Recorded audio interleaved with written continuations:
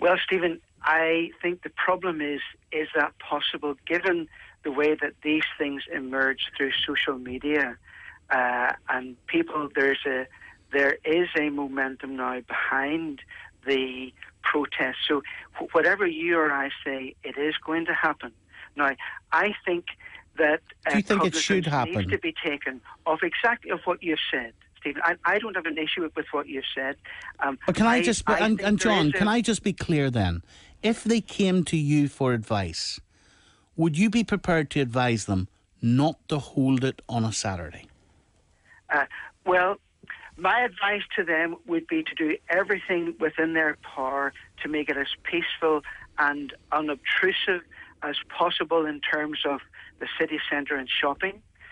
My personal view is that I would advise them not to do it on a Saturday, but I recognise that people still feel very strongly about the flag. And John, why would you advise them if you were explaining to them, and I'm trying to do this maturely this morning, if you were explaining to them why, in your view, the protest should not happen on a Saturday, what would your reasoning be? What would you be saying to them? Well, Stephen, it's exactly what you said, that it's a very important trading day for city centre business, and that we do not want to discourage people from going. But again, I'm hesitant that the protesters have been the butt of a huge amount of criticism over the past year. But there are people who feel very strongly about their culture, and the past 6 months they've protested with absolute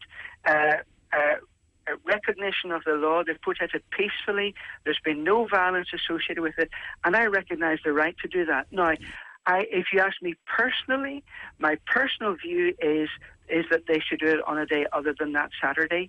But if you're going to protest, you want to make people aware of your feelings and of your protest, and I understand why they're doing it on that day. But, let's not hang all the blame for disruption on the protesters. They've been very law-abiding, and they've protested peacefully. That's a completely different thing to the bomb that was left yesterday, I think, which is much more sinister, and that is a problem. Well, John, and to be fair to the protesters, to be fair to them, it is absolutely unfair to link a terrorist walking a man into Belfast city centre to try to blow people up, and the democratic right of protesters to peacefully protest. I absolutely distinguish between that, and those people that draw a link between the two, I would challenge. I'm simply remembering back. It's nearly like some of the protesters give others a chance to knock them, John.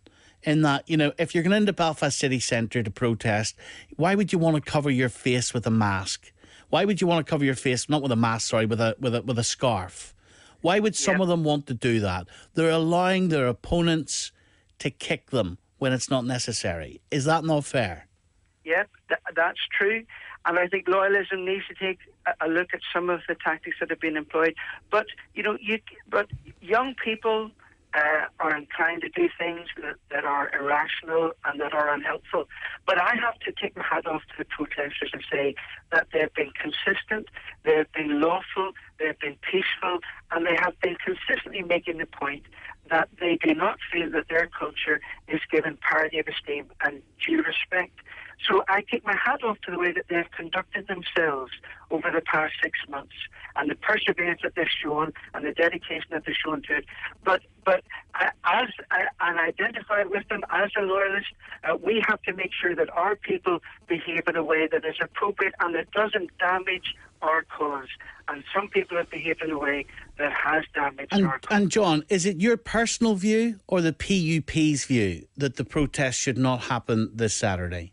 No, that's entirely personal. The PUP, I should let you ask Billy Hutchison for his view. That's an entirely personal view. But having said that, I do respect their right to protest peacefully.